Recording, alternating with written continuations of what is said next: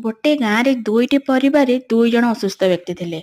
जनक पाखे लोकबल और धनबल भी थाए, किंतु अन्य जन पाखे ना धनबल थाए ना लोकबल थाए। किंतु लोक मैंने क्या साहाय्य करने को जी जानते? जो लोक पाखे धन लोकबल सब पूर्वर अच्छी ता पाखक जी। किंतु एटा केते दूर ठीक? जदि आमर साहाय्य केउ लोकर उपकार हो पारुछि, आमे ताकू साहाय्य करबा दरकार।